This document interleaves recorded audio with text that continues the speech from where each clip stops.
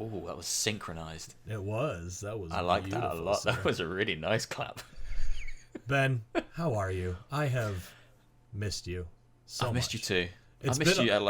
It's been a long time. We haven't even really had that much interaction on Twitter or anything. You've been so busy and life has happened. Busy. Life is coming back into action. I'm going back to work. That's awesome.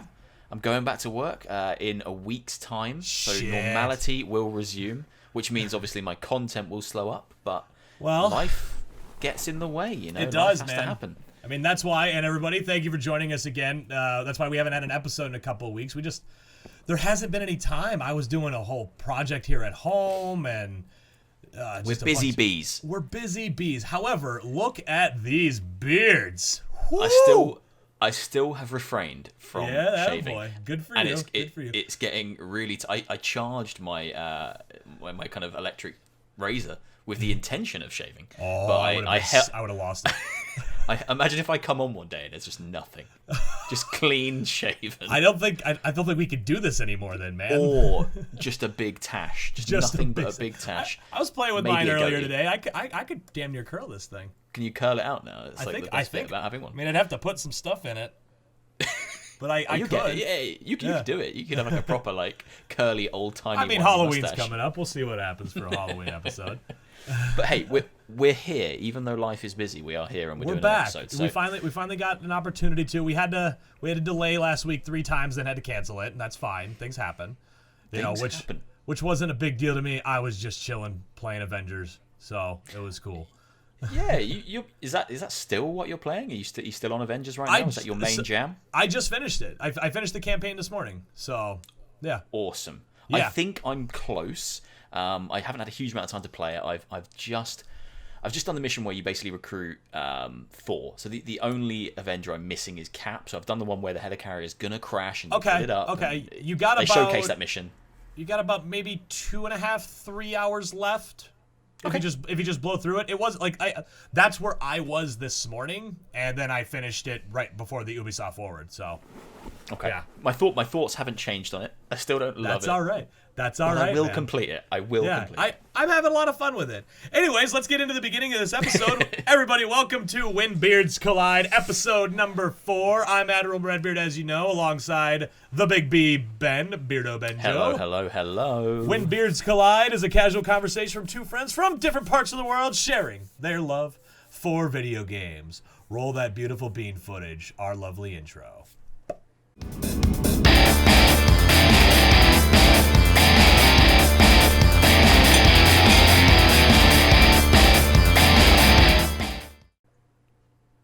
Bean footage? What's bean footage? I don't know, man. It's just something I guess we say here in America. Don't ask me questions. My brain's not working footage. Today. I haven't had like any alcohol yet today. I should have poured something. You should have poured something, man. I'm out. I have nothing here in my house. It sucks. I have a bar of chocolate next to me, which is a rare treat. I don't usually eat anything when we do this, but I've got a little. That's all right. I'm just drinking water, so little treat here if I fancy a bit of chocolate. when we get stuck into this, maybe I need to calm myself down with a piece of chocolate. If I get right? Yeah. No shit. Anyway, guys, on this week's episode, we're gonna start with a little housekeeping. I think only I really have something to say about this. This is going to be the last episode that I post on the Rhino Vision channel. Moving forward, you'll still get it on iTunes and Spotify. That's all still there. And Ben is going to probably still keep putting it up on the Beardo Benjo channel. So if you've been watching on Rhino Vision, go subscribe to him. Our content we're not really doing anything right now. And it's just, I don't feel like loading it up there every single time we do one. So for the time being, just head on over to that channel. Subscribe to Ben. Completely fair. Because Ben, I'll be uploading them until the end of time. Until we're old and grey, so it's absolutely fine. And that's just for now. I mean, if we get back into making like actual content and such, you might see an episode here or there. But Rhino Vision's not really. I'll just be honest, everybody out there, whoever is listening on my page, it's not really a thing much more. So it is what it is. We cycle back around to it. We started on it. Life, man. Yeah. Gets in the way. Life happens. And it has been. That's another reason why we haven't had an episode in a while. And we will do these as much as we can. Ben's over there in the UK. I'm here in the United States. And It's we'll tough. make it work. At the very least, we get out one a month, and I'm happy with that. And we'll be able to do that. I think we can do that. Anyway, that's all I wanted to say about that, and then we'll get into the actual episode here. Ben, even though we kind of talked on it a little bit, we're going to start the episode with, what are you playing? I'm actually playing a lot of things at the moment. Yeah. I'm very, very close to finishing Half-Life Alyx. I have one more chapter. Oh, nice. I'm kind of scared to get there because I'm enjoying it so much, and I've longed it out for weeks to be able to do it in chunks on my channel. And now the end is nigh, and I don't know what's going to kind of fill that gaping hole that it's going to leave once I've finished it. I think it's been very, very good. It's going to be one of those games, and you will have experienced this, one of them games where as soon as you finish playing them, you're like, fuck, what do I do now? Yeah, the lost feeling, just where do I go from here? Oh, I get what you mean, It's going to suck, but I'm playing that, and I'm mopping up Avengers. I don't have a huge amount left to do on that. I wasn't massively enamored with Avengers, as I've already kind of spoken about, but I'll finish it. You know, I'm enjoying it enough to finish it. So yeah, that's kind of what I'm playing at the moment. That and Half-Life and Dog World Howling Simulator 2020. Oh, what is that? I watched what was the that bird thing, or that weird game that you put up yesterday. I can't remember the name of it. I watched your Let's Play on it last night. I put up weird things every day. Yeah, you do. Which one was it? Playing a really wonderful little game called Cloud Gardens. That's what it was. Cloud Gardens. Where you just basically make little nature dioramas across post-apocalyptic areas. Me and the wife were watching you play that last night. It was really just like chill. I almost fell asleep playing it. I fell asleep watching you. I was out. That's perfect. It's the intention of that video. It's just so relaxing to play. I don't think there's no stress. I'm not killing things. I just throw plants at cars and hope for the best. It's sometimes that's just the best, man. Sometimes that's all I want from a video game. Absolutely. I don't want to kill things. What are you playing? Sir? What are you playing right now? I'm playing a lot too, man. I've been jumping back and forth. I finished the Avengers campaign this morning. I am really enjoying it. I really think it's fun. It's probably I won't say the best Avengers game, but I mean Marvel Ultimate Alliance, stuff like that. But I've enjoyed every aspect of it so far. I will be jumping in this weekend with the multiplayer and probably playing with some of my friends. If you ever want to throw down, because we still haven't, we can. We still haven't. I've accepted your friend request though. Yes, you did. He finally did, everybody. He finally did. We're one step closer to actually playing video games together. Yeah, right. It's gonna happen. But I am enjoying it. You know, I'm not going to go into a full review of it, but I think it's fun. I'm a huge comic fan. I'm a huge comic nerd. I love everything about it. Hell, I finished my Marvel marathon before the game came out, and I've just been enjoying every second of it. I did start Alan Wake. Oh. I got 3 episodes into Alan Wake, as I mentioned last time at the end of the episode. Really liking that one. I plan on getting back to that soon. Good. Yeah. It's a damn fine game. It's really... I love the mechanics. I love the way it works. It's freaky. Because I haven't played anything. I haven't played the AWE thing of Control yet. Not till I beat this in Quantum Break am I going back to it. But I'm really enjoying that. What else? What else was I playing? I'm going to beat Ghost of Tsushima tomorrow night. I plan on actually beating it. I'm on the last mission. I know where I'm at. I know it's probably only going to take me an hour, but I'm going to finish it. Nice. So that's, one day I'll finish that game. It's still so good. It's one of my favorite games I played all year. And then that's it's sublime, but I'll never finish it because it's just too long. Yeah. And my attention span is that of a goldfish. So it's never going to happen. Yeah. So that's kind of what I've been doing. Just a lot of back and forth, but it had not a lot of time for gaming recently, as we talked about. Life has been enough in our way. Life. Yeah. I mean, this is the first time I've even sat in front of my computer in like 3 weeks. So. Hey, that's just the way it is. You're doing all right, man. You managed to fit in some Avengers time, and that's what matters. Well, I got a 3-day weekend here, dude. So that's why, like, tomorrow I'm going all out, dude. Yeah, right. Make the most of it. I'm trying to. Jam pack it filled with video games. That's what I'm gonna try to do. Do it. All right. Well, with that, we can move on to, and I don't know if you're ready for this, the quick hits. Ben, do you have the ukulele? No. You didn't do it. You didn't do it. We didn't even get a chance to. You just. You just called me out. Well, I mean, that's kind of like my bit that I've been Kind of your doing. thing, isn't it? Yeah, you just call me out. I will prepare one at some point, but I'm not going to play it live. My God, I'll pre-record it and I'll send it to you. I had a feeling that you totally forgot about it. No, it's still something. I never forget these things. I just don't have the time. That's fine, man. I'm just giving you shit. Well, there's a little jingle, whatever. That was beautiful. That's all we need. There it is. Oh, it gets lazier every week. Eventually, we're just gonna be like on our couches, just like on the phone, just like. I'll be like horizontal, laying on the sofa, just looking just at like, my phone. You want to talk about video games? I don't care. Sure, why not? I don't care. Well, so a lot has happened since we had our last episode. A lot of gaming stuff has been going on, and I wanted to boil this down to just a few small things, just because, well, God, 3 weeks of not doing an episode, there's a lot. So let's start with this, and I know you have done videos on both of these things to start with. Actually, all of them already, as of today. I just talk about everything. That Nintendo Direct with Mario was, I think, one of the biggest things that's happened the past 2 weeks. But my big thing is, what is going on with this, like, Super Mario 3D All-Stars, like... I mean, I guess it's hard for me to even describe, because I don't understand what they're doing with it. It's only available till the 31st of March. Why? What are they doing? I think there's only a few people in the world that actually know the answer to that question, and they all work for Nintendo. Like, yeah, I can't. I've been back and forth with this question with groups of friends, different groups of friends, and none of us can come to an answer that makes any sense. The closest I think we've got is I theorized that back on the Wii they did a re-release of the original Mario All-Stars collection, which was the old Mario games, the originals. And when they released it first, it was a limited edition release, and it came with a nice red sleeve with kind of gold trim. And they only released that version for a little while, and then it went out of circulation.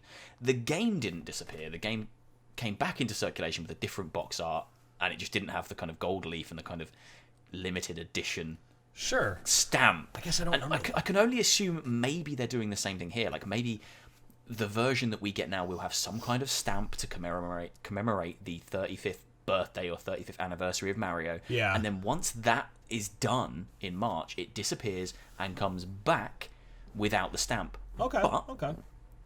There's a caveat to that argument, and that is the digital version, because the digital version also disappears in March. Right. So it makes no sense. No, it really doesn't.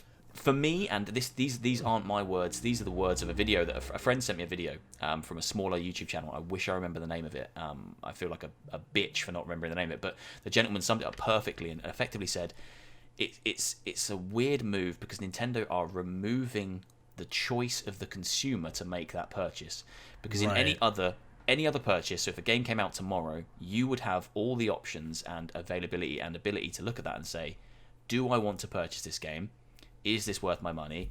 Etc., etc. And you can make that decision yourself. In this scenario, you don't have that ability anymore because they've put you on the spot and said, well, you need to choose because it's only going to be here until March. Right. So now it's kind of a FOMO thing, the fear of missing out. You feel like you have to get it because you don't know how long it's going to exist for. So it feels like almost forced sales because I'm a massive Nintendo fan.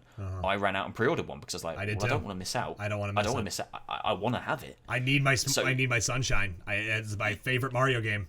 One of my favorite games of all time. I have such fond memories of that game, but it's I've been kind of shanghaied, forced into buying it now when I might have waited for a few months, but I feel like I needed to get it now. So it's that kind of forced urgency is very apparent with Nintendo. They did it with Amiibos. They do it with kind of everything they buy. They manufacture rarity. They do a good job at it. Yeah, they do a good job at it. I mean, they make money. I mean, I guess it works. It kind of sucks, but I mean, it works to a degree. I mean, so when I worked in the video game store, we always used to see it. They would make so much more money if they didn't manufacture that rarity. If you could always get all the Amiibos and the Switches were always in stock, etc., etc., they would just sell more. But they manufacture this kind of hype of they can't get it, and then people end up going to eBay and paying silly money from scalpers, and it's a strange infrastructure that they've kind of built. Right. But they have always done it. They've always manufactured rarity of product, and they're doing it again here, and it just forces people to buy it now rather than later. Right. What did you think of the revisioning of the games? They're just ports, aren't they? They're just ports. I mean, everybody was expecting remakes. Nintendo's not going to do it. Nintendo won't do it. I wasn't expecting remakes. I was expecting ports, and they are ports. And all it is obviously Sunshine has been stretched to 16:9 rather than the 4:3. I think it looks fine. It looks fine. Yeah, I'll probably play that handheld on my Switch anyway. Not too much up on the TV. I won't play them at all on the TV. I never play my Switch on TV. It just never gets used that way. It is a handheld machine for me. Sure. And that's where I'll play it. I won't bother playing it anywhere else, and I'm just happy to have them on there. Right. Realistically, Nintendo could re-release their entire back catalogue of Zelda, Metroid. I'd pay for it all. Oh, I would Nintendo, pay Zelda for Nintendo sure. just hate money. They just don't want my money, but I'm ready to give it to them if they just give me the games. Right. Apologize for everybody listening. My dog is barking like crazy, and I don't know why. So if you can hear it, I'm sorry. I can't stop him. I can hear it. He's going mad. He's going mad. losing it. A leaf probably blew outside, and he's like, I need to be out there eating that leaf right now. So sorry if you're hearing that. Just wanted to throw that out there. Well, our next quick hit, we finally, and this actually this quick hit has changed like 3 times for me over the past 3 weeks, but one next gen system got a release date and price. Xbox Series S and Xbox Series X. November 10th, $499, actually $299. We got it. We got something. Not enough. I didn't watch your video react because I wanted to talk to you directly on it, because my initial thoughts are, once again, as we've talked next gen the previous episodes, I love Game Pass. I love what they're doing with all that. I still don't see the need to buy either of these systems. I don't I like what they're doing. I think it's a really good idea to try. Like, here's $300 for something that basically is the same thing, but just a little less powerful. Like, in terms of, I think, just graphically. And then you can get the Series X if you want to. But, like, it is a genius move for price point. I just still don't understand what they're doing and, like, why they're doing. There's so much there, you know?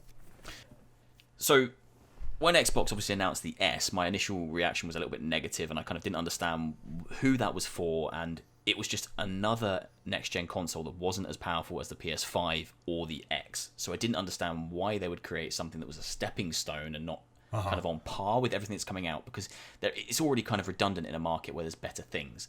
Right. But then I took a step back and I looked at it and I thought about it a bit more, and I looked at what their kind of messaging was, and I looked at their plans, and it actually makes an awful lot of sense, because there's a huge amount of people that probably currently just have original Xboxes or Xbox One S's, primarily children, and a lot of families as well that don't have 4K TVs. Many kids do have televisions in their rooms now, but they're not 4K. That's not, that for a lot of people that is still a massive luxury, and they are still quite expensive. 4K gaming is what they're really pushing with the PS5 and the Xbox One X.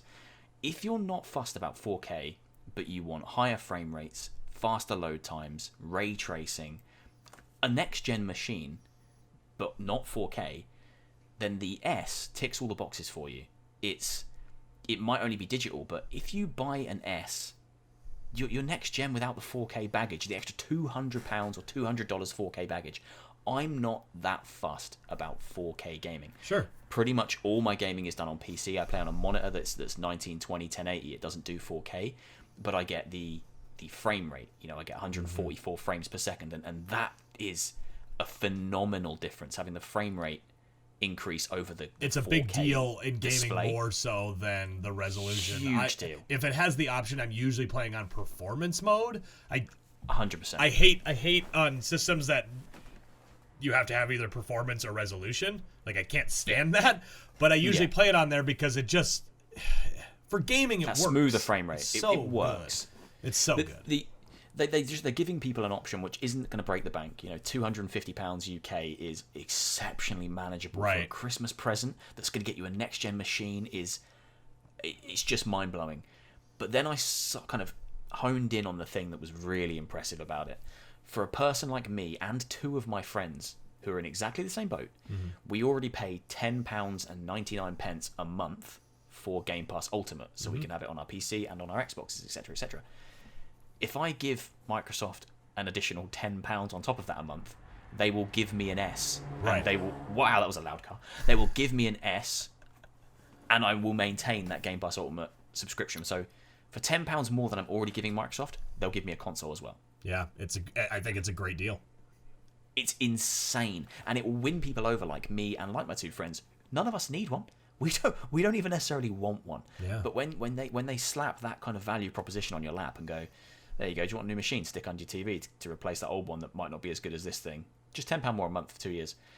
You just go, yeah, okay, all right. I mean, I'll have it. I might actually do it because of that reason, and I might just say, fuck it, go for the X. You know, don't get me wrong. I've been the same. I've been like, okay, well, I'll just go extra £18. I'll just take the whole thing. I'll take the X.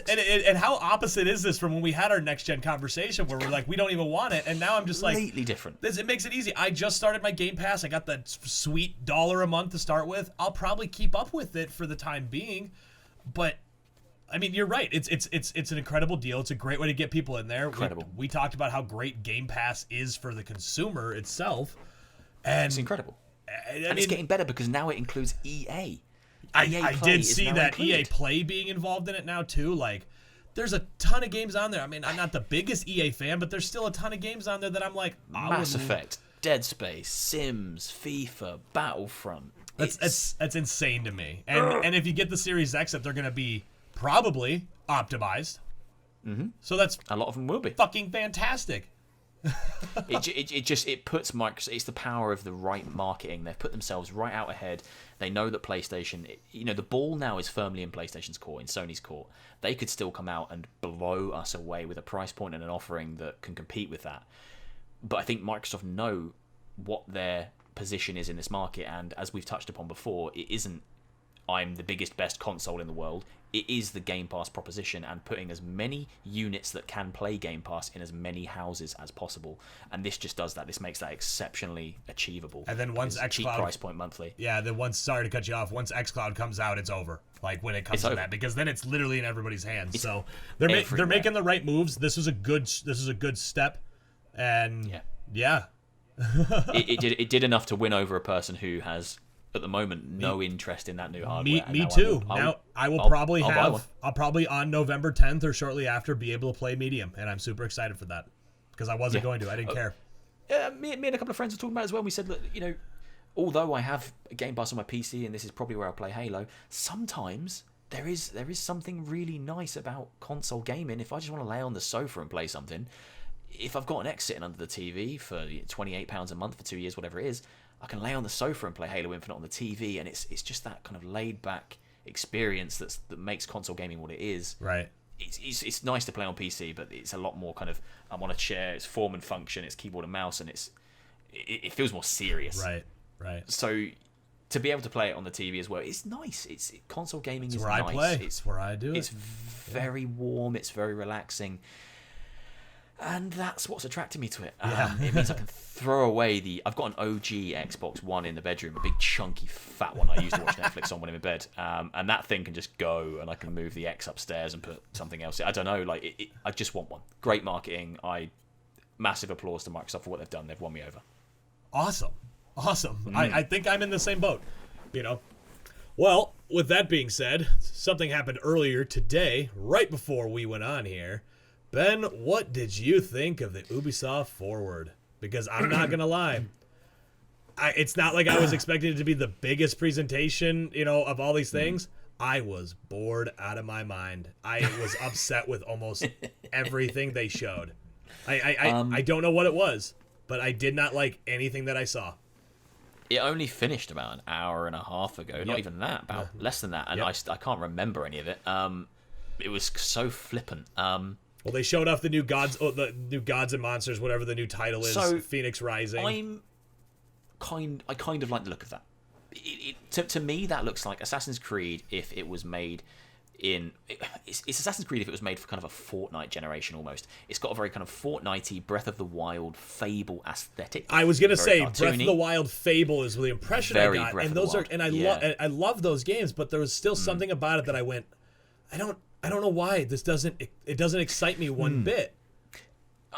It's interesting to me to hear that from you because I'm not the biggest Assassin's Creed fan. I like Assassin's Creed, but I'm not the biggest fan. But this appealed to me because it looked like Assassin's Creed if Assassin's Creed didn't take itself too seriously. Sure. But I know you're a big Assassin's Creed fan, so maybe it's Yeah, I don't know. I mean, the first time I saw it showed off, 2017, 2018, or whatever they first showed it off as I think it was Gods at and an Monsters. E3. Yeah, I was like, that looks really cool. I don't like that it looks like a carbon copy of Breath of the Wild, but at the same time, that doesn't bother me. I'm excited to play it, and I don't know. I watched it. It's not like it looks unpolished. It's not like it looks like a bad game. I just was not excited for it at all. It did not help that after the fact, I got really mad when fucking Phil Harrison shows up from Google Stadia, and I'm sitting there, and I'm literally, I wish I would have recorded my reaction of me at least sitting on my couch watching this, because I literally sat back and I went, "Boo! Get off the stage!" Nobody wants you. And they're like, free demo for Stadia. I'm like, nobody plays Stadia. Get fucked. How much money did you throw at Ubisoft for this? God. I was going to cut it out of my reaction video. I shot my reaction video up just before we went live here, and I left it in because I just found it hilarious. He comes up, and some reaction was very much like yours. I was like, oh, fuck off, Stadia. Oh, I'm going to go watch that immediately after this then, because you probably had the same reaction I did. No one wants you here. Stop trying to make Stadia happen. It's not going to happen. It's not going to happen. Why is Stadia getting a demo over everything else? And all you need is a Gmail account and the controller and good internet. This is a strange marketing move. The game to me looks fine. It doesn't look like it's doing anything different or anything new, but it looks like something I probably will play. I like my open world games. I like the aesthetic style. I did like Breath of the Wild. I love Breath of the Wild, so I'm happy to give it a go.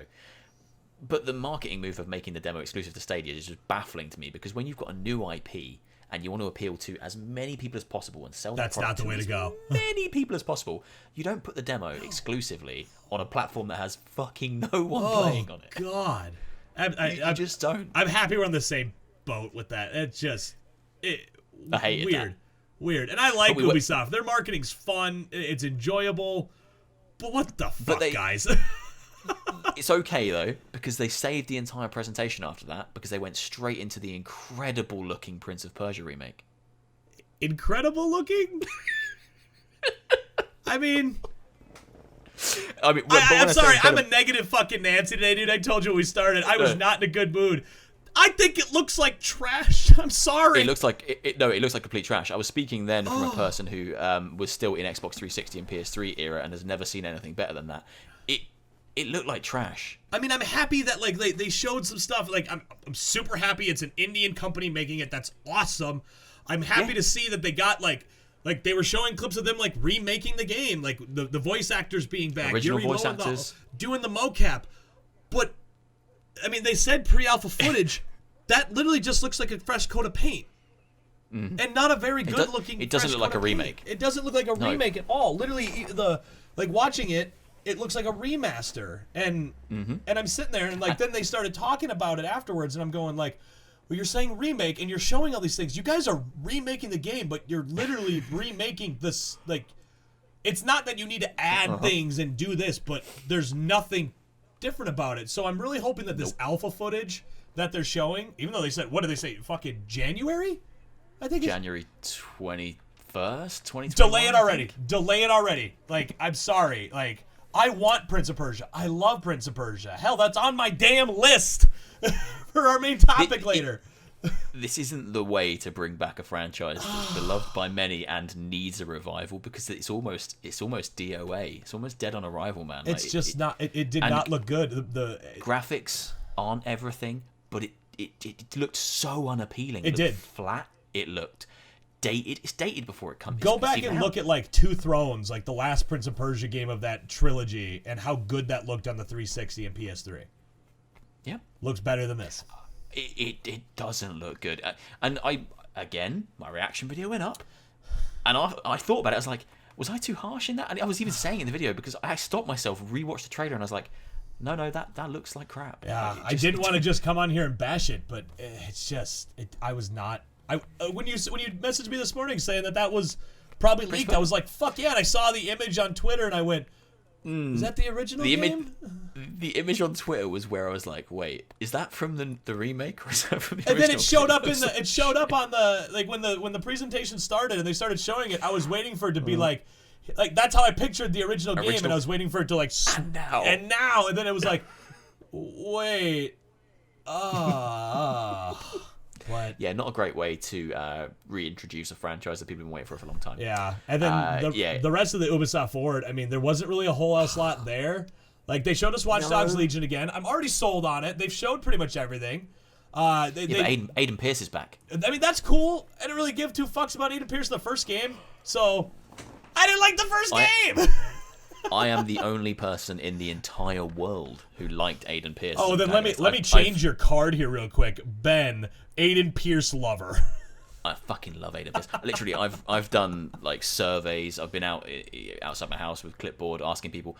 There is no one else in the world that liked Aiden Pierce in the first game, but I actually liked how fucking moody and just down. I mean, that's great. I was actually excited to see that, but the biggest problem I have in a lot of games that do this, and I mean, not a lot of games, every game that does this. Here's a game we haven't released yet, and here's the first part of our DLC season pass, and it's like. Yeah, that immediately killed the excitement for me. I was like, oh shit, Aiden Pierce is in it. And then he's like, and this will be the first part of our post-launch content in terms of a season pass. And I was just like, oh, for fuck. This is why people get so upset about people saying that games aren't completed. Because, like, here's content. Why isn't it in the main game? I defend a lot of games for doing this. Yeah. You know, but Ubisoft, they do this so often. It's like, you know, that's post-launch stuff that you announce. Yeah. Not now. That's post-launch stuff. You show that now, then the expectation is that it's being worked on. You're showing us gameplay. I'm seeing Aiden Pierce. It looks done to me. The Watch Dogs Legion has looked the same for 3 years. It's a completely different conversation for a completely different time. We can do that another time. Companies that create content specifically to almost cut it out of the main game. Yeah. And actually, I'll cycle back around to this when we get to our bulk of our conversation later today. Okay. Well, then the last thing that I think I really wanted to bring up, two things about the Ubisoft Forward. We got no Far Cry 6. We got nothing on it, which is really disappointing. So really disappointing. It's a big flagship game, not a word. Isn't it February next year? I think so. I can look that up really quick, but I think that's when it was announced. Let me see. Well, that's why I was completely expecting it tonight, because I'm certain I saw a release date of February. February 18th, 2021 is what they're saying right now. So yeah, and I mean, yeah, they said at the end once again, like, there's another one coming, but it's like, all right, but I don't know. It's weird to me because traditionally Far Cry gets announced at E3.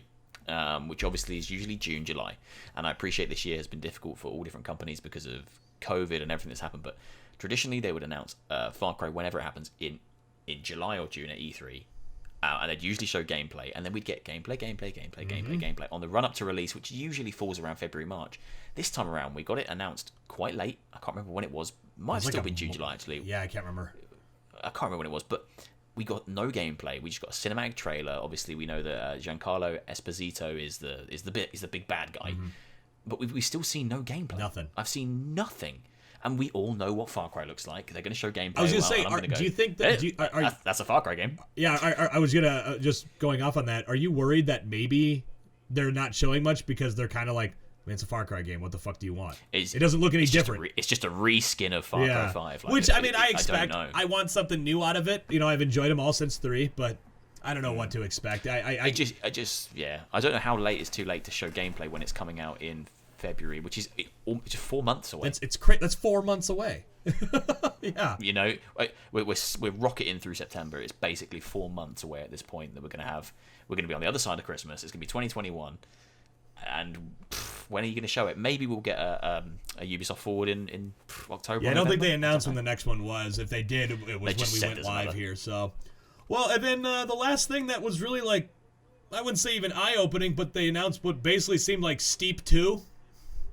Whatever that game was. I zoned out. Yeah, I did too. I actually went outside for a smoke and I messaged you literally as that one started playing, and I went, "Hey, I'm ready to do this whenever you are." I was done. I was done. At first, when they started showing it, I thought it was Trials. Yeah. It looked like Trials. It did. And it had the wackiness of Trials. And then as it evolved, it was kind of, okay, so they've just smashed like Trials and Steep together into this kind of cross X Games extreme sport I like thing. I like the idea that it looks like you could have a lot of people doing these races and such like that, like a ton of people. But yeah, other than that, It feels like another wacky Ubisoft experiment. Yes, it does. It does look like that. Games. I hope it works out. I do. You know. Yeah. But then, like, if you actually just look at Ubisoft, there's so many titles that have been announced a long time ago that are just unknowns now. So obviously Far Cry, we need gameplay for, but no gameplay for it. Skull and Bones, remember when they announced that? Yeah, that's going through a whole redo because like it was either this morning or yesterday morning where they were talking about it again. Yep. That's getting a whole revamp, which I was so pumped for that game. I want that game. So that exists in some form somewhere, but still nothing. Yeah. Beyond Good and Evil 2. Oh God, I forgot that. I always forget that's Ubisoft. Showing little bits of Beyond Good and Evil, and then it disappears. They have games that they've kind of shown, and then have just disappeared into the ether. Yeah. But then they come out with this new bizarre. I can't remember what it was even called. That stupid steep cross game extreme. I don't care enough to look it up. I have no idea. Now. I don't care either. Well, with that being said, that will lead us in to our main topic. And this week, which actually works out with the one game that they showed at the Ubisoft Forward. And Ben, our main topic, which was presented to you, or by you, before we started doing all this is one of the few that I kept when we first started talking about When Beards Collide. Franchises we want to see revivals for. How likely is it, and how could they reinvent themselves? Now, I have a list. I know you have a list. We don't know how long this episode's going to go, but we're going to start talking about them. Ben, do you want to start us off? Shall I go first? You could go first. Let me pick one from my list. All right, you go right ahead. I got mine right here in front of me. And I have a feeling there's going to be at least two of them on here that I think we have the same. My list has a bit of a theme. Yeah. Matter of fact, before you say anything, I'm going to send you on our Discord chat here real quick my list, so that way we can kind of coordinate a little bit here. Okay. So you can. I'm excited to see what. Yeah, I'm gonna post that in there real quick, and then you can see. I think there's two of them in there. There's two. There are two in there. Perfect. Let's save those for the end then. We'll save them for the end. I'll kick things off with a game that I really, really want to see revived. I think at this point it's a cult classic. Okay. It doesn't really have that much of a following. In terms of likelihood, I'm going to go out there and say pretty likely. Ooh. I'm going out there and saying pretty likely based on the company that own it and the recent success they've had with remakes is Dino Crisis. Oh, did you ever play Dino Crisis? Yeah, I did. Oh my God! That one I thought about putting on my list as well, but I liked Dino Crisis. I wasn't not like Resident Evil, Capcom, big into it, because as you saw on my list, there's another one that I actually switched it out for. You did. I like if you rewound time and saw me as a child, I was always surrounded with dinosaur toys. I was obsessed with dinosaurs and Thomas the Tank Engine. Yeah, they were my two things. That was it for me. Totally. That was my childhood. Sounds like you. Looks like you. It looks like me. As I got older and then kind of fell in love with video games, Resident Evil was one of the first games that kind of really captured my love for video games. I played it way before I should have. I got I got a pirated. It was like a blank disc with Resident Evil Director's Cut written on it in marker pen. I got from a friend's older brother who had he was play this. Nice. And it was all a bit a bit seedy. Yeah, and it blew me away, and I just fell in love with kind of survival horror, and I can't remember exactly where it fell in the release schedule between kind of I don't know if it was after Resi 2 or etc. I think it was after Resident Evil 2. Because it was PS1, yeah. And then obviously they had some sequels. I only really had a huge amount of love for the original. The original one was Resident Evil with dinosaurs, and if there's any pitch for a game that excites me, there's no pitch for a game that excites me more than Resident Evil with dinosaurs. That's fair. That's fair. It's such an exciting concept, and it literally was that. It was fixed camera angles. It was survival horror. You needed to scavenge for ammo. You were being attacked by T-Rexes and Velociraptors. Oh yeah. I fucking loved it. The sequel was an action game. The second one was straight up, you just blowing things away, and it really lost a lot of the kind of survival horror. And then the third one, if I remember correctly, was an original Xbox exclusive, and it was in space on a spaceship with dinosaurs. Yes. And they were kind of a bit robotic. It was all kinds of fucked up. That sounds fucking awesome. Yeah. but the franchise kind of lost its way and changed massively. It sounds like fucking Jason X in the Friday the 13th franchise. I love it. Don't get me started on Jason X. That's a different conversation, but fuck me, that film's amazing. But yeah, no, it went places that people would never have expected it to go from its humble beginnings. Yeah. And honestly, like if you look at the Resi 2 remake, the Resi 3 remake, and even the kind of Resi 1 upscaled, upskinned, beautiful looking kind of version they've got recently, I would just take a remake. And I think I put it down as quite likely, because although they've done nothing with it for years and years and years, that it still sits with Capcom. Capcom love a good remake, and I do think there is a excited but small bunch of people out there that would love a Dino Crisis game. And there's Ark has kind of made dinosaurs kind of popular again, I guess, in game format. There's a few dinosaur games coming out this year. I think one's called Second Extinction. Which looks very cool. So, there's a bit of a resurgence of dinosaur games and a resurgence of dinosaurs. That there's still a new Jurassic World film to come out next year, I think. There's a gap for it. It doesn't need to be a new game. It doesn't need to be Dino Crisis 4. Just remake one of the other ones in the style and engine of the new Resi games. Fuck me, it would be amazing. I would give my left arm for that game, and then I wouldn't be able to play it because I'd be missing my left arm. So that's how much I want that game. And that leads me into my pick that I switched out for Dino Crisis, which is Turok. I fucking love Turok. All my friends hate that game. Every person I talk to are just like, it's a piece of shit. I got Turok 64 sitting over there somewhere. Listen, this is unlikely. This one is definitely unlikely. When Second Extinction was announced, I thought it was Turok. And my friends went, no one's gonna fucking make Turok again. And I went, I'll hold up hope. I don't know how they'd reinvent themselves. I don't know what would be different about it. I would be fine with them just giving it a fuclike fresh coat of paint, putting it on the Switch, and moving on with their lives. That's all I'm gonna say about Turok. Who even owns the rights to Turok right now? I don't know, man. A couple years back, me and my old roommate, we just made this joke one time, and we're sitting around. We went to GameStop out here, and we just went to buy some games. And we picked up every Turok game we could find, and we actually made a Facebook event, invited every single person on our friends list, and we were trying to make an official Turok day. So it was like, all you do is you either come over and hang out with us, or you go on, you play Turok all day. That's what you do. We accidentally missed our own Turok day. It was like 2 days later when we went, oh shit, we missed our own event, and it never happened again. So technically, Turok Day never existed. I think it was around July 24th. Good day. A solid day for Turok. But yeah, that's my Turok story. I have a Turok memory. I like dinosaurs. I like them very much. So Turok was always kind of really special to me. I played it on the N64, kind of Turok 2, Seeds of Evil, I think it was called. It came in the N64 version was like cool because it was like a black cartridge, and they were always grey, but that one was black. And it was really, really cool, and it had dinosaurs in it, so I was all about that. But I remember when I got my GameCube, right?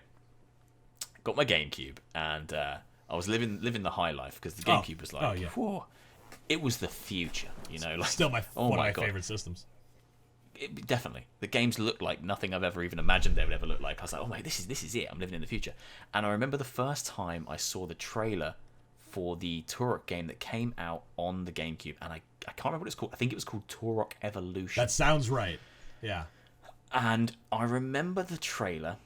Oh god, I remember watching the trailer for the first time, and it blew me away because it was the first game I saw where he looked down the sniper and like he took a shot, and then there was like a whole proper good reloading animation. Oh yeah. Oh no, I do remember this trailer now. Yes. And if you shot like the trees would fall down. And I was like, oh my god, this is it, and it blew me away. And I remember playing it and being like, wow, whoa. And it's one of them games that for some reason I never revisited. I played it in that moment of time, and I never revisited it. So still now, in my brain, it's this immaculate, amazing thing. But recently, I sought out that trailer. Did you? Did you find it? I found like a 320p, probably not even that version of it exists. You'll have to send me the YouTube. link. Oh my god, it is pure garbage. And like, it's so weird that your brain can do that. We Like, should it's just do a aged. whole episode where we react to old trailers like that together. We'll come up on here. There's no podcasting. It's just us reacting to old trailers. We just look at old trailers. I just honestly, in my head, if I play it in my head now, it looks incredible. Right. Like it still looks perfect. But then if you go watch trailer, I'm like, oh my god, it's one of them franchises that I don't know. It could be great if they went really tongue in cheek and almost went kind of Duke Nukem-y. Because it's so silly. Anyway, Oh yeah, I mean that's blowing the only dinosaurs way away that with I can RPGs. imagine them doing it. Yeah, kind of like a Bullet Storm or like a Duke Nukem. Oh, There's ways it could be. Even if they went full on Doom with it, you know, and went blisteringly quick, heavy metal. I guess that's like, kind of what that new game does kind of look like. It does A little bit, yeah. Well, maybe Ben. I still think it's maybe, very unlikely. Maybe July 24th, 2021. 2021. Turok Day. New Turok. Me and you will play Turok Extinction on the What? GameCube. We'll play it. We can't play it online. That was way Yeah, ahead of the time. we'll figure it out. I'll just watch you play or something from here. We could just sync up a playthrough. It'll be at the start first at the time same we ever actually play video games together. Oh wow! And we'll be playing the best game of all, Turok. Everybody get ready. 2021 Turok Day. Fuck E3. Fuck everything else. Turok Day. July 24th, 2021. It's coming your way. You can get Turok 1 and 2 on the Switch now, so there's no excuse for people to not own Turok. I think we have a title for the episode now. Turok Day. Turok Day is coming. Oh my god, that's totally the name of the episode. If I've ever seen a a clickbaity title in my life, it's one that I would totally click on. Turok Day. All right, well July 24th. All right, well that was mine. You got another one there because I only have a couple. So, Yeah, I won't take the other. like I said, Let's handle them. those two that I think we both have. Let's save those both for the last ones here because that's All right, we'll save them to the end. it's not going to be that much of a Okay, surprise coming from us people. I think you already have figured out what they are. Yeah, no. Next one is technically actually already happening, Okay. but kind of not. So I crave. So there's a theme. All my games are horror games are on this list. Yeah. I crave a new Left 4 Dead game. I Ooh, need it. Yeah. I okay. need it. Okay. I mean, again, it's one of them games that I remember so fondly. I don't know if we touched upon it in a previous. I think we episode, talked a but little bit. Yeah. I used to when Left 4 Dead came out, I lived in a house with 3 other guys. We had this kind of lads' house. Nice. And we basically all ran out and bought a copy of Left 4 Dead on launch day. All came back home, and we also picked up these huge Ethernet cables. They were like 30 meters. Yeah. And this house was 3 floors, and we were all on different floors. And we ran these Ethernet cables across the entire house to each other's rooms, Yes. so we could play LAN together but still sit in our own rooms. That's awesome. And honestly, we didn't move. Like, we just played day. Left 4 Dead all day, and we tried to do it on expert, and we got our asses kicked, and we just absolutely adored that game. And I think pretty much everyone on the planet, if you play video games, you've probably played Left 4 Dead. It's Either one of the or most 2. fun games. Like just sitting around 4-player co-op. Like it's So you fun. I've done the same thing, not nearly as in depth like that, but I mean just hours on end on playing it. It's so much fun. I would love to see a. Would you want to see a Left 4 Dead 3 or an actual like remake of it? Because I mean I don't think Valve's gonna do either, but that's Valve. Well, this is why I say there's actually something already happening, and I think it is Turtle Rock, which is the studio that made the original Okay. 2. They are making another game, and it's called, I think, you might have to sense check me on this, Back 4 Blood. Back for Blood. Pretty sure it's called Back 4 Blood. Okay. And it's the number 4, so much like Left 4 Dead. I'm pretty sure it's called Back 4 Blood. But it's, again, like a zombie survival game from what they've shown. And it's only really screenshots at the moment. So it's almost like they are doing Left 4 Dead 3. I totally missed this. Yeah. But they're not calling it Left 4 Dead 3. But the I'm just looking at the picture here real quick for it. I mean, that is the font and everything like that. Mm-hmm. Yeah. Yeah. Yeah. Turtle Rock So it's Studios. I don't know if anybody can see that there, but I'll put it up. No, I won't. Thanks. No, you won't. That's extra editing. That's insane. they're kind of already doing it, but it's strange to me that I don't know. It would be interesting to see when they actually show it off. Yeah. Because if it is a zombie game and it's like a 4-player, and the 4 in the title would assume, that's what it was for Left 4 Dead. If it's a 4-player kind of co-op online zombie shooty game, it's strange that they would rebrand rather than call it Left 4 Dead 3, because Left 4 Dead 3 would sell like hotcakes. Oh god, yeah. On the fact it's called Left 4 Dead 3.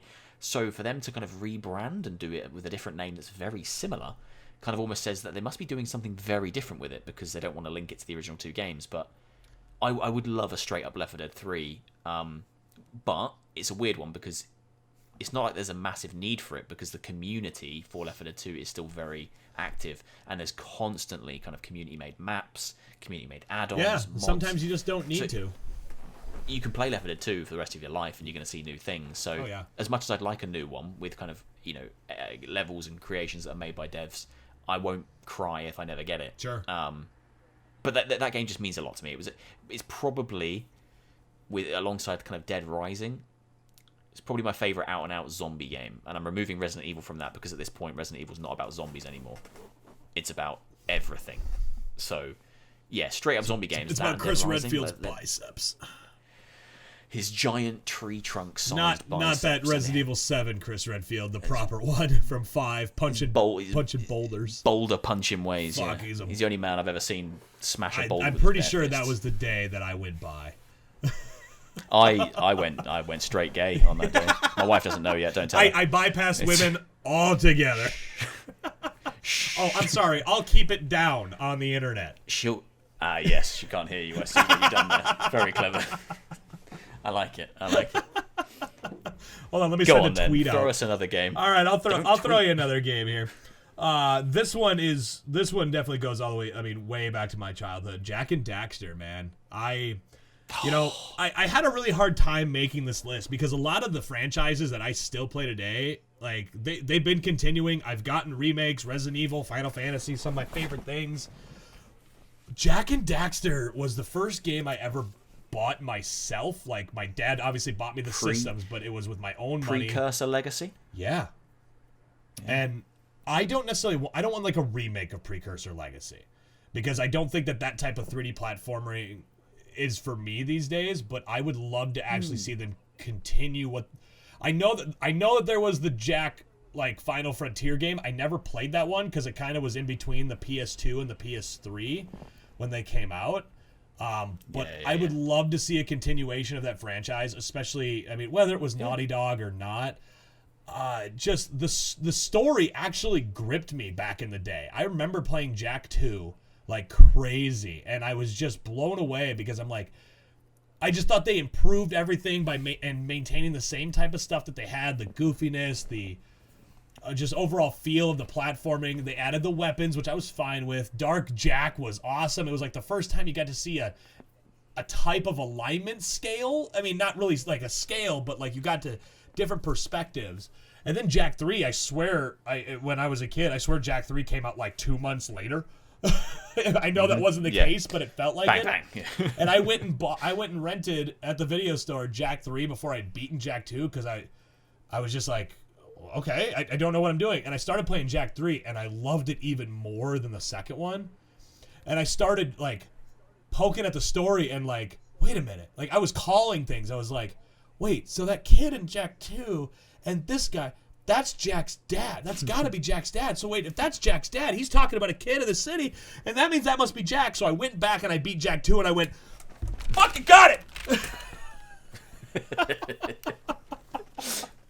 I beat both of the games, and I went, I fucking called it. I love this franchise. I couldn't believe it. It was mind-blowing to me.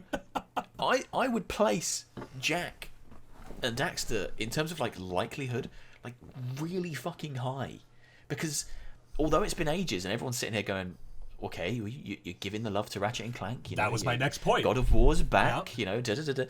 Why no? Yeah. They even redid Medieval. They did. For they PS4. did. Yep. Sony are quite nostalgic as a company, I think, and they're very kind of protective of their franchise. Ooh, the dog's back.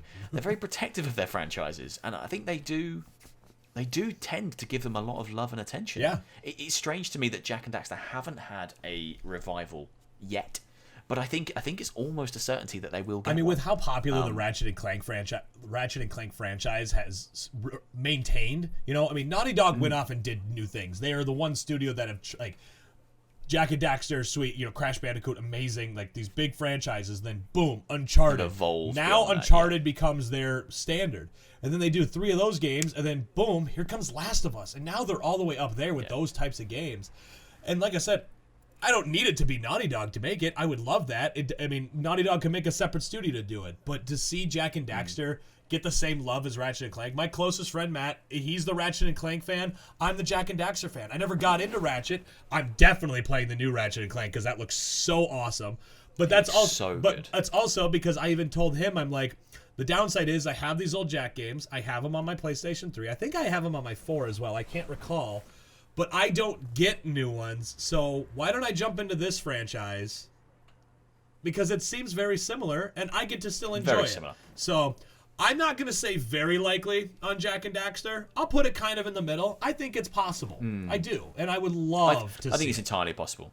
I think the only argument against why they maybe wouldn't is how similar Ratchet and Clank is, and maybe they don't want to run those two franchises side by side because they kind of eat into each other's market. But that seems silly to me. I think there's the world's big enough for two kind of mascot. You'd think so, but like games. I could say this: it's not game studios that really compete against each other anymore when it comes to that. It's not like Mario versus Sonic. It's not like Ratchet versus Jak. It's not even like Halo versus like Call of Duty. Like nobody cares about that anymore, you know. So I could see them doing it because, you know, even Sony just going like, put it out. Who cares? They don't tend to drop franchises and just let them die unless it's Resistance: Fall of Man, which desperately needs a revival.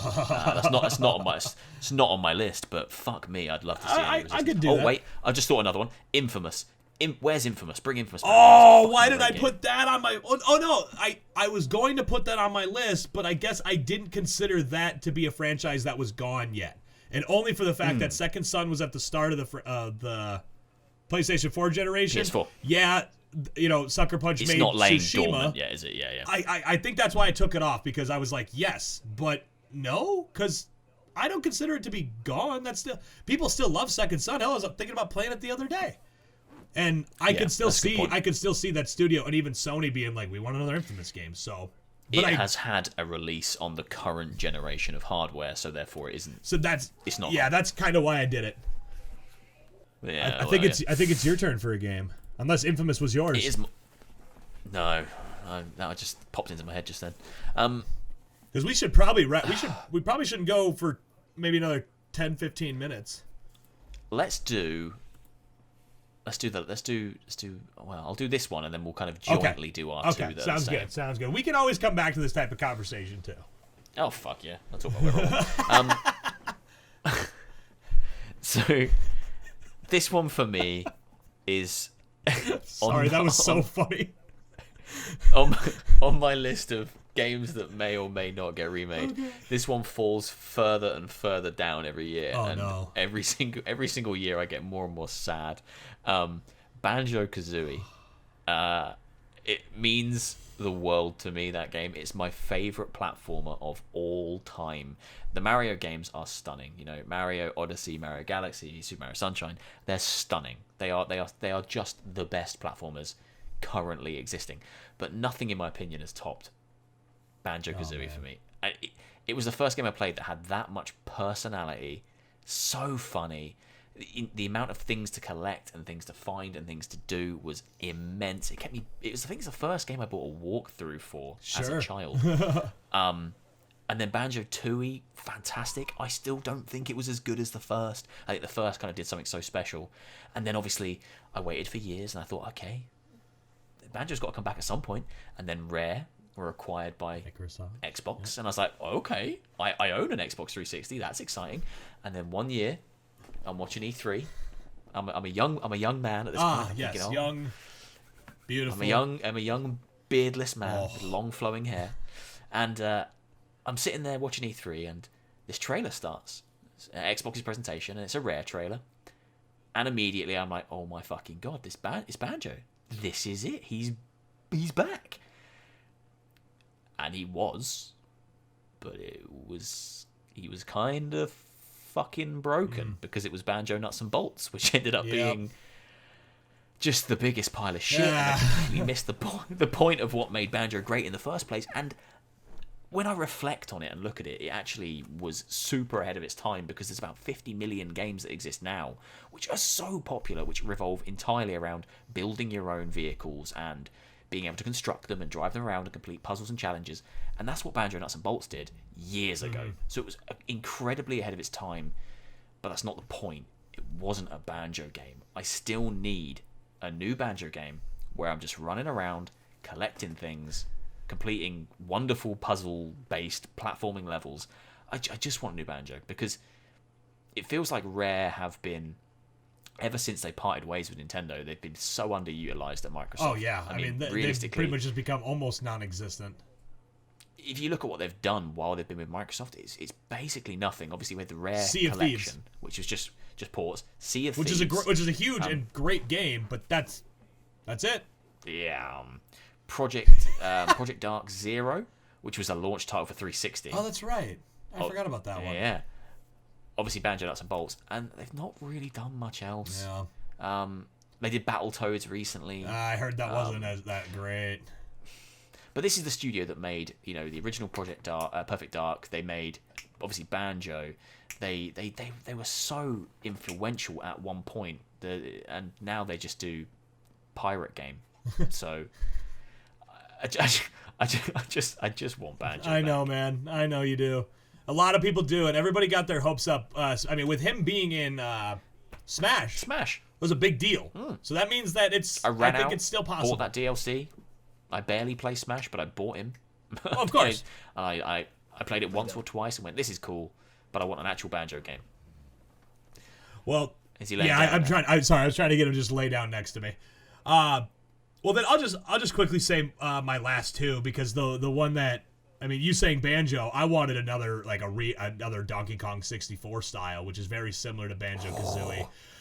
It was made by Rare. Yeah, made by Rare. And a lot of people, people forget about Donkey Kong 64. That was one of my favorite fucking video games of all time. I loved that game. Came out right at the end of the It did, because you had to get that damn expansion pack thing so it could run it properly, which I still think is bullshit, but Majora's Mask needed that as well. I remember I got Majora's Mask for Christmas one year, and then my mum and dad didn't get me the expansion pack, and then I couldn't play. So I got Majora's Mask on Christmas. Oh, this is the best day ever, and then I couldn't play the fucking thing. And the expansion packs were sold out for months. But yeah, I've always wanted them to do another 3D style Donkey Kong game. Like, I know Tropical Freeze has been great. I know that I can't really name a whole lot of them off the top of my head, because I know that franchise is more 2D platformer still, but the 3D Donkey Kong was so good, and I would love to see them bring that back. My last one that I had before we go into our shared ones was Legend of Dragoon. I never played I know that you're not big on the old JRPG Final Fantasy style games. I love those things. And Legend of Dragoon Legend of Dragoon is the big, this game was Final Fantasy, but there was still something baller about it. It had a really awesome way that the combat system kept you involved in things. I'm not going to go into it too much. Legend of Dragoon, give it to me. Let's go. All right. The only acceptable JRPG, careful. one is Skies of Arcadia. Oh, get fucked. It's the only one, because it was pirates, but they flew around in the sky. It was wonderful. Every other JRPG is shit. Oh, you my controversial opinion of the week. Beardo's controversial. Beardo wants to throw hands right now. This is that JRPGs are long-winded shit. Oh man, I love them to death. They're my favorite. All right, I've never been. Which one of these two do you want to start with? I will take Dead Space. Dead Space. Please, God, dog. Go away. Please, God or dog, because God and dog, it's the same word back to front. Yes, it is, but oh man, Dead Space.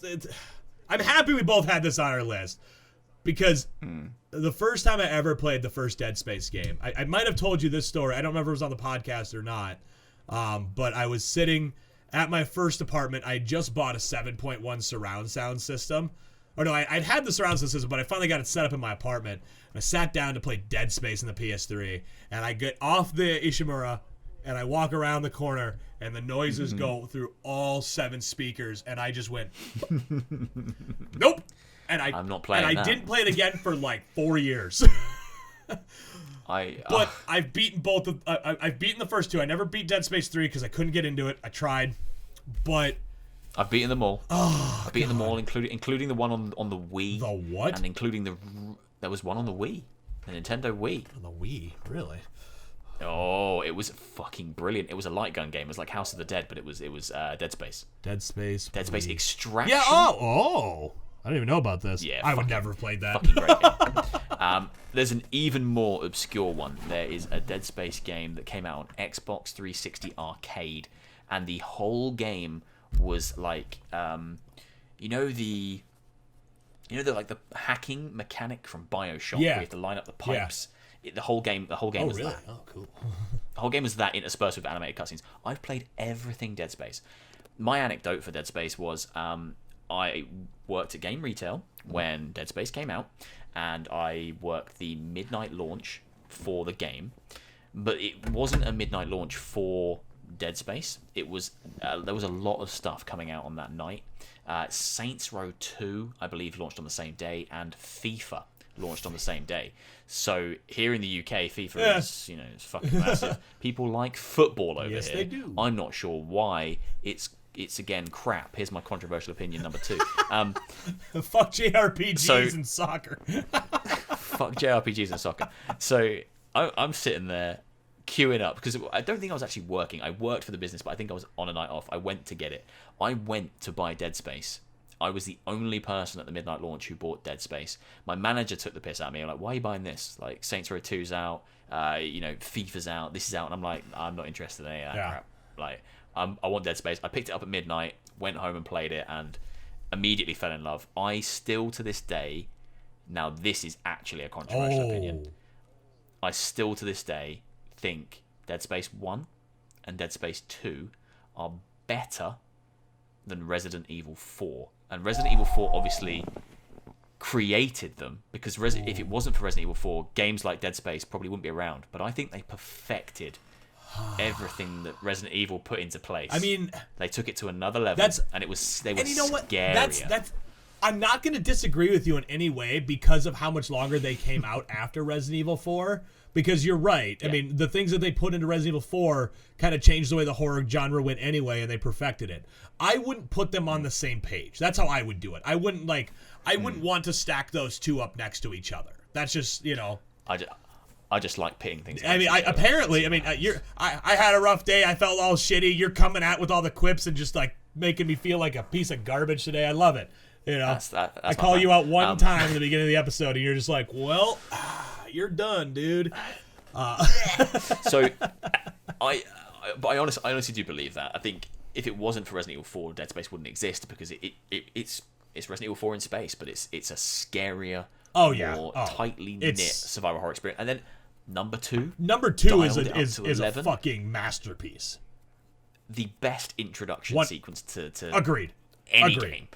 Just fucking terrifying, and just all-out action immediately. 3, I completed it in co-op. It was better because I kind of had the experience of playing with a friend, and I don't know if you played it in co-op. I played a little bit of co-op, and I just never got back around to it. I just didn't like it. There were some very cool things it did in co-op that I haven't seen in games since, whereby you would enter certain environments and one player would see things differently to the other. Yeah, kind of like when they did Resident Evil 6 in some spots. Kind of. This was kind of one of you was losing your mind. So that part. I'm sorry. Yeah, so one person would see everything as kind of like birthday cakes and balloons and lovely cuddly things, while the other person was being swarmed by monsters and like, dude, why aren't you helping me fight? And they'd be like, what are you on about? I'm just seeing like birthday cakes and toys. That's hilarious. Like, I didn't know zombies that. everywhere. That's great. It was absolutely incredible. The first time you encounter a scenario like that and the other person's not helping you, they're just sitting there looking at stuff, you're like, dude, what the fuck are you doing? There's zombies everywhere. And they can't see that, and it's very, very smart. So I've got a lot of love for the franchise. I don't like the fact that they cut the ending out of 3 and then made me pay for it, because the actual ending to Dead Space 3 was an add-on you needed to buy. but they left it on such a cliffhanger. It deserves to have one more One more. I agree. Wrap it most all people who are into the Dead Space franchise, which is a lot of people, would agree. The fact that EA had control of that, and Visceral Games, I think, is what it was. Yeah, they shut them down. And I mean, I hate to put it in this way, but I'm gonna call it unlikely. If they were to bring it back, I think unlikely. it would be incredible. I think it's a horror franchise that deserves to live on alongside like Resident Evil and others. But 100%, and it sits in a very bizarre position alongside the next game, the final game that we're going to talk about, in that both of them could make an absolute killing in today's market, but neither of the companies that own them seem to be willing to make that jump to bring them back. Obviously, Silent Hill. It's in the exact same boat as Dead Space. You know, Dead Space is owned by EA, and they don't see the value of that product. No. I remember reading articles after 3 came out, and they were very open in saying, if this doesn't sell XX units, we will not pursue this franchise anymore. And it did not sell XX units, so they just dropped EA needs to just disappear. Just go away. I'm done with you. Just go away. Silent Hill, you know, and I've said this in multiple videos before. I know, and I'm sorry if y'all get annoyed by this, but I just want more Silent Hill. We're living in a horror renaissance. You're right. You know, you've got thousands of Twitch streamers that build literal fucking jobs and careers on playing horror games. They draw people to the platform. They are engaging to watch. People are sitting there playing stuff like Man of Medan, Outlast, Resident Evil 2, Resident Evil 3. Where's Silent Hill? Where is it? It should be here now alongside all those other games. games. Give it back, Konami. Give it to us. One of the defining horror games and horror franchises of our time, and it's just lost in limbo. It is. And it's just there's so many games that have borrowed from Silent Hill, and so many games that have emulated kind of what Silent Hill does, but no game has ever got close to being Silent Hill. No. And I mean, don't get me wrong, the last couple weren't nearly as good as, like, I would say the first 3. You know, I love the first 3. Yeah. 4, Silent Hill 4 really like 4. Yeah. It's good. It has great ideas. There's things in it that make it's hard for me to play, and I've never beaten 4, but there's ideas in there that I adore. So I beat 1, 2, 3, 4. I beat Shattered Memories on the Wii. I can't remember if I did Downpour or Homecoming. I only completed one of those and not. Yeah, I never started Downpour. I have it. I got stuck on a boss in Homecoming and never completed it. We also did like 20 some parts of Homecoming on our channel. I can't remember which game it was. I think it was after 4 they shipped the production of Silent Hill to an American developer rather than a Japanese developer. Yes, that's when Team Silent was gone. And the tone changed. Altogether. And they didn't understand the thematic element of Silent Hill, whereby the monsters aren't just monsters for the sake of monsters. They're kind of interpretations of the character's darkest fears and darkest secrets. And the town itself is meant to be an embodiment of the individual person who's going into the town's, again, deepest, darkest fears. It's meant to show you what they're scared of, hence why James in Silent Hill 2 was seeing a lot of kind of sexually frustrated monsters, and kind of the nurses, Pyramid Head is kind of a sexually powerful creature, and he sees it as the game was incredible and very deep, and then it became just kind of another monster fest. It did, and I'm actually going to say that I still think it's likely. You know, I mean, we've been waiting for so long, especially ever since PT, Silent Hills, canceled, everything. I mean, this still gets talked about on the internet. Unlike any type of podcast that you listen to or gaming thing, everybody still talks about it. It's still, I mean, PT was considered to be one of the best horror games of the last generation, and it's not even a full video game. It was a goddamn tech demo that Kojima made, and he probably made it in like 20 minutes, you know? But this franchise deserves, I think out of all of them on our list, I think it deserves it more than any, because 100%. I mean, we said it after the Xbox, whenever we did our next gen one, that how disappointed we were once again that Silent Hill wasn't announced. These rumors have been circulating more and more for the past year now. They're working on something. Something is coming. What is it? Who fucking knows? Did they actually let Kojima do it? Because he's supposedly working on a horror game. I doubt that's the case because I don't think that would be it. But they're working on something, and how are we gonna get it? I mean, just like sell the goddamn thing, give it to Sony, give it to Microsoft, give it to Ubisoft. I don't fucking care. Give the rights away. Allow in the contract for you to still use the likeness and everything for your goddamn pachinko machines. And let's move on. It's I think it's more likely now than ever because obviously they licensed out the Pyramid Head and Cheryl to Dead by Daylight. Dead by Daylight. That's it. Like so we were saying with Banjo and Smash, there's hope that they're willing to do stuff like that. So that means that there's a chance. They still see the value in that properties, and it's almost like they're doing market research by putting it into Dead by Daylight and going, well, let's see how it sells. And it sold good. Let's see how many people are interested in those characters. And it sold well because people fucking want a Silent Hill game. So give us a Silent Hill game, you stupid shits. I mean, I could talk about it all day. I mean, I love that franchise. I love the fucking movies. I don't care if people don't think they're good. I love those movies. I think they're fantastic. The first movie was fantastic. The second movie, I mean, it's not good. I still love it. It had a young Jon Snow in it, which was strange. I ran out, and this is my last thing I'll say, and then we'll wrap up. I actually ran out. I didn't run anywhere. I'm a huge liar. I sat on this chair and did it on eBay. I bought a original Xbox Crystal from eBay because I had this powerful urge recently to play a Silent Hill game, and I found an auction. Guy was selling his original Crystal with controller and everything with 37 games, and I managed to get it at a really good price, and it included Silent Hill 2 and Silent Hill 4 along with Time Splitters 2, Time Splitters Future Perfect, Fable, Jade Empire. Like it is like the definitive Xbox collection. But I did that because I just want to play a Silent Hill game, and dude, that's me, dope. if they released a new one tomorrow, I'd go and sell some blood. If I didn't have any money, like I'd find a way to buy it. Like I'd just give us. When the remakes came out on like the PlayStation 3, I bought 2 and 3. I got that. Played through them, loved them. And then 3 Christmases later, a friend of mine, we do like a White Elephant Secret Santa with all of our friends every single year, and the one that we got was the original discs of Silent Hill 2 and 3. They gave me the original discs, so I have the PlayStation 1 Silent Hill. I got them all, and I love it. There's some of my favorite games that I'll just plug in once in a while. When you get that Crystal, you better do a goddamn Let's Play on Silent Hill 2. Dude, I've got it set up. It's here. You already have it? I haven't. I've got it. Can I see it? Oh yes.